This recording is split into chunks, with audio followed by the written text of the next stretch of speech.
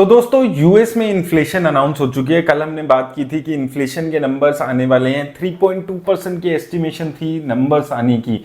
कैसे नंबर्स यहां पर रहे हैं इस पे बात करेंगे। इसका इंपैक्ट कैसे हो सकता है। अभी स्टॉक मार्केट जो यूएस के इंडेक्सेस हैं उनके फ्यूचर्स कैसे यहां पर नजर आ रहे हैं।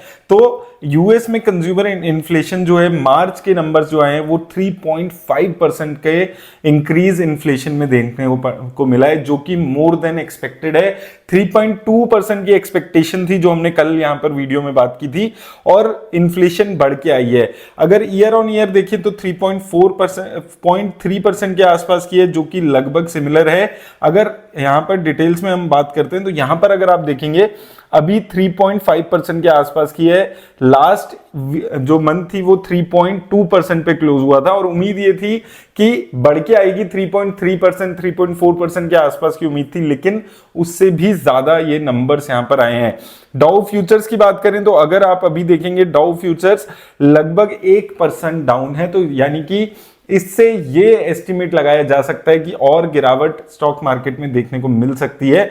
ब्लूमबर्ग की माने तो ये जो इन्फ्लेशन आई है ये थर्ड स्ट्रेट मंथ में अपनी एक्सपेक्टेशन से ज्यादा आई है, और ये जो रेट कट होने वाला है, जो जून में रेट कट की उम्मीद स्टॉक मार्केट को है, इसको ये आगे शिफ्ट कर सकती है। इन्फ्लेशन हो सकता है अब जून में रेट कट ना हो, और अगर ऐसा होता है तो ये ओवरऑल स्टॉक मार्केट के लिए थोड़ा सा निराशा की बात होगी। हो सकता है कुछ 2-4 महीने और कंसोलिडेशन देखने को मिले और वेट करना पड़े कुछ टाइम के लिए। इंडिया में क्या इंपैक्ट आएगा, मुझे लगता है इंडिया में अभी 1 महीना तो जब तक इंडिया में इलेक्शंस होने वाले हैं, मार्केट में आपको पॉजिटिविटी ऐसी ही देखने को मिलेगी, ताकि बात यह हो सके कि 10 साल पहले जब मोदी जी आए थे तो 25,000 निफ्टी थी, सेंसेक्स थी, आज 75,000 है। तो उस पॉजिटिविटी को भी मेंटेन इंडिया में रखना जाना चाहिए।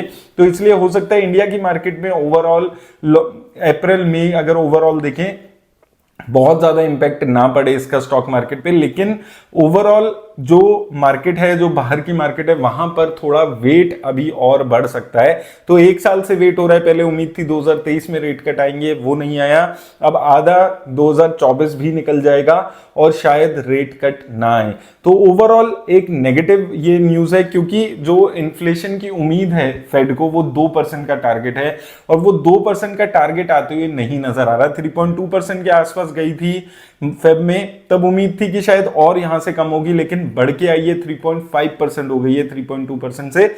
इसका उम्मीद थी इसकी, क्योंकि क्रूड ऑयल के प्राइसेस बढ़ रहे हैं और ओवरऑल जो चीजें हैं प्राइसेस वो बढ़ रहे हैं। तो ये चीज अभी हो रही है कि यूएस में इन्फ्लेशन कम नहीं हो रहा है, वो 3-3.5% के आसपास अटक गया है। तो इस वजह से शायद अभी कट आपको देखने को ना मिले। अब यूएस में क्यों इतना 2% पे इतना ज्यादा फोकस किया जा रहा है कि 2% इन्फ्लेशन होनी चाहिए, क्योंकि ऑन एन एवरेज 10 सालों की एवरेज और जो लॉन्ग टर्म हम देखेंगे यूएस में 1.5-2% के आसपास ही हमेशा इन्फ्लेशन रही है। अगर आप कोविड से पहले का अगर पीरियड देखेंगे, कोविड से पहले के पिछले 10 साल देखेंगे अगर यूएस में 1%, 1.5%, 2% इस लेवल की इन्फ्लेशन रहती थी।